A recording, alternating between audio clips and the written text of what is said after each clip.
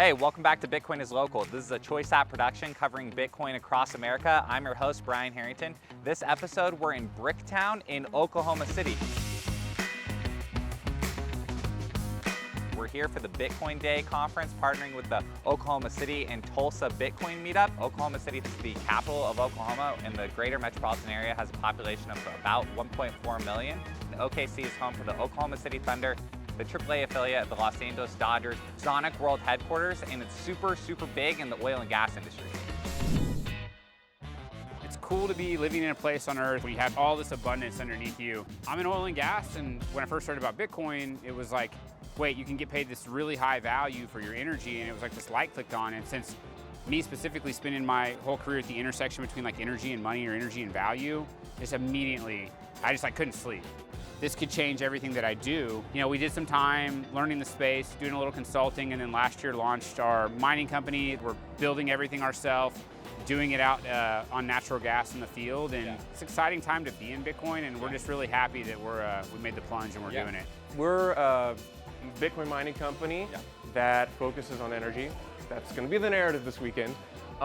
Specifically, we're three partners who come from the oil field.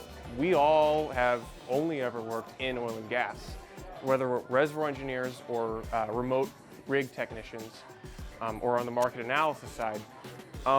So we bias towards putting Bitcoin mines on natural gas wells. That's actually literally where I just came from. Yeah. If you go out and see my truck, it's like literally covered in mud, and I took off a steel toe to put on my cool Converse. Amazing. So I have, I stand at this kind of divide of the cool hippie like Miami t-shirt wearing culture, and then like the FR gear. That is very much like a spirit locally in Bitcoin. You've got people who, or at least in Tulsa Bitcoin, is like, you got people who are kind of non-standard in their thinking even for Bitcoin, and it just kind of incubates in its own little world in the Tulsa Bitcoin community. But you have your standard mainstream narratives about Bitcoin, and they're strong: personal sovereignty, hard money, and those are great. But it's interesting because some of the talking points take on their own personality at a local level. Yeah. In Tulsa, it's energy. Yeah. I've felt that also in the different places we've been, and that's a big part of why we want to go into these towns, make this show, because you can't exactly pull that off of Twitter really very much every day. And no. Meeting people and getting walk-in traffic to a local Tulsa meetup, mixing with the people that have been studying Bitcoin for a long time, creates just this great local vibe. I was surprised at the meetup. It's a really good mix. Yeah. It's not just, I thought it would be like a bunch of Bitcoin miners, and there was a good segment of people that were interested in that, but people of all walks of life. And that's what I think has been cool with the podcast and doing Bitcoin content with it, with the mining stuff, is that it just brings this wider audience that may not have clicked on an energy podcast, right? But they got in maybe because of the Bitcoin, and they stuck around and they're like, actually, this is interesting about this nuclear topic that you did, or whatever, this oil and gas deal that you did, or Bitcoin mining. And so it's just it's a community that seems to be pretty inclusive and brings everybody in. We really are wanting to brand ourselves as America's Bitcoin radio show. The reason why we chose to do radio is podcasts and YouTube are great, but if we want to expand Bitcoin in Oklahoma, we have to reach the people who have the money right now. And the people who have the money are the boomers. And boomers, when they drive in their car, they listen to the radio. Whether you're in Oklahoma City or you're in Tulsa, your commute is no more than 15 to 20 minutes, but out to some of those oil fields can be an hour or longer. People really, it has a cult following. They really like their talk radio. Tulsans are just very humble people, and that really aligns well with Bitcoin too, because we're just, when you say, stay humble and stack sacks, that is every single person who's wealthy in Tulsa. They've just done that with dollars the past 50 years. And I don't think it takes a lot for them to understand, well, that's just what you do with Bitcoin. Yeah. In 2019, I was the first individual to help author some of the first pro-Bitcoin legislation in Oklahoma. I did a lot of copying and pasting though from Wyoming, but the thing is I was working with a state senator who is now running for US Senate here in Oklahoma in a race. He is the most pro-Bitcoin. He's like another Cynthia Lummis or Ted Cruz who's so excited about Bitcoin. Cool. And so I bring that up to say is that there's a lot of potential that we can have happen here in the state. We just need to educate more of the older people, and hence why I'm doing the radio show. That's what this is all about. Bitcoiners have influence, and I love hearing from people that just love where they're from and are pouring into it.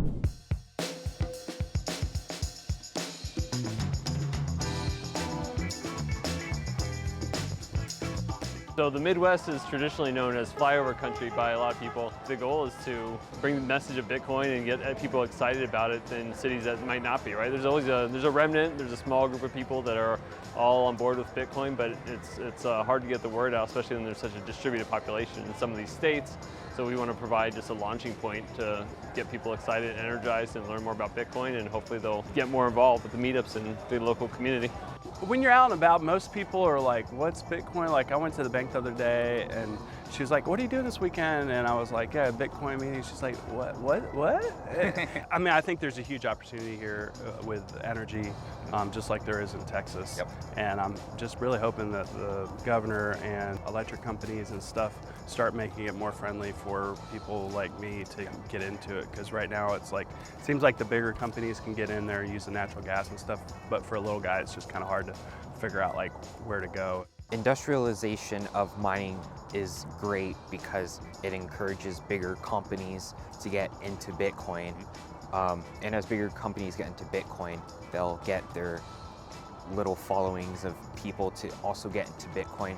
But I also believe from the very beginning, Bitcoin was meant to be a peer-to-peer network, so it should be individual to individual. Yeah. How's the adoption rate just among your friends and other teenagers? Absolutely terrible. Really?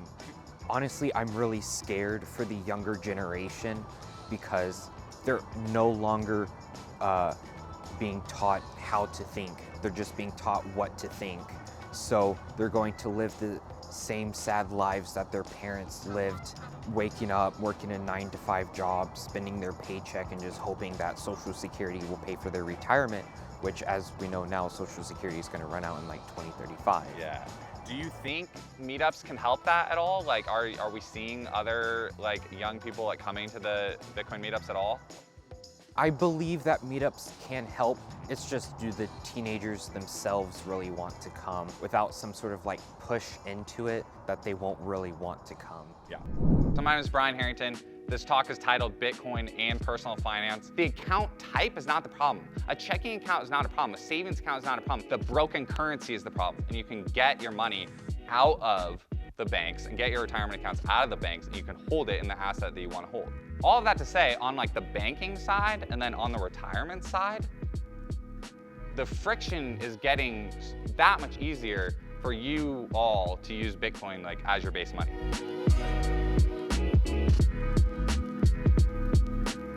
I'm a third generation oil and gas guy. Amazing. My grandfather was a geologist. Yeah. He drilled wells in Texas and New Mexico.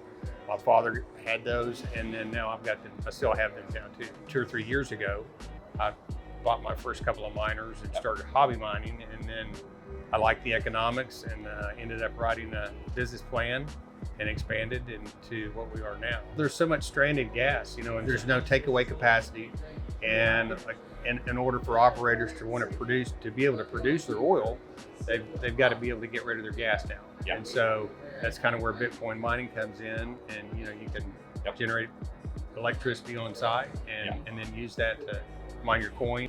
It's just now starting to get noticed. Yeah. It's just now getting momentum.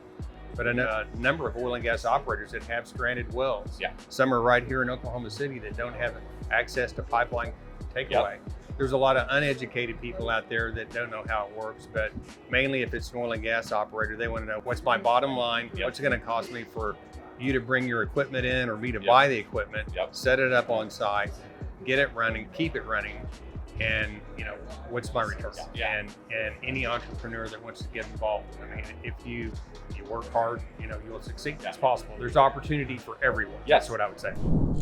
During my time in the legislature, I passed over 300 bills and resolutions in that 12 years. And that I've got a lot of experience in what it takes to get a law passed and what it takes to negotiate and get things through.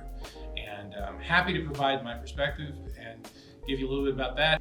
Getting familiar with Bitcoin is going to be a key component to making policy move.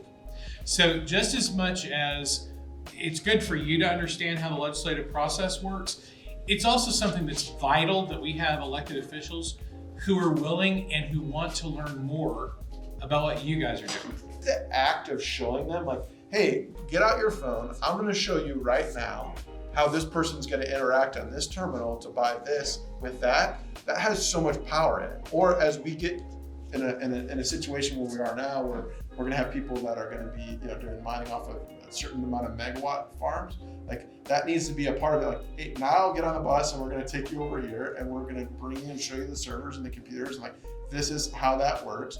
Oh, also, this is, something that MactionWare was doing. Like, we got flared gas here, which is capturing this, that ties into the ESG. Like that's the type of education engagement, I call it the blocking and tackling, that needs to happen to like really move the ball forward. And make the education fun. Yeah. Make it something fun. Invite them to beer and Bitcoin, and have some craft beers or something that they can drink while you're showing them, this is a miner. Here's what a miner does. Here's what a miner needs. It needs power, it needs cooling, it needs energy that's stable. And look, we've got that benefit of having a lot of that here. This is that we're really just in energy state right now. And most people are shocked when we are fighting basically for the number 2 slot every year for wind power. And our overall energy mix tends to be whatever given day it is, a little bit different, but upwards of 30-40% of wind, backed by a significant amount of natural gas. There's no one out there with the just go-to personal finance show on here's the ABC, simple steps, baby steps on like what to do with this thing. We're writing those live. Like, I believe Bitcoin Twitter and shows like your show and just what people are doing is we're coming up with the personal finance advice right now in real time. The dollar is losing to goods and services every single day. Like where I live in Southern California, the price of an average townhouse goes up per week more than I make in a week. That's a hamster wheel that is like not working for people. The things that I'm hearing like oil and gas producers saying here is all very dialed in. And so I'm just from like a different colony that's doing this and leaving the dollar and moving into Bitcoin, and I'm just stopping by to see what I can learn like from you guys and share encouragement and receive encouragement myself. DFW, the DFW area, you got roughly 6 million people. In Oklahoma, there's like roughly 4 million. So it's really easy to get plugged in and start influencing as a Bitcoiner, either on the policy level or on a communication level. Hence why I started doing the radio show.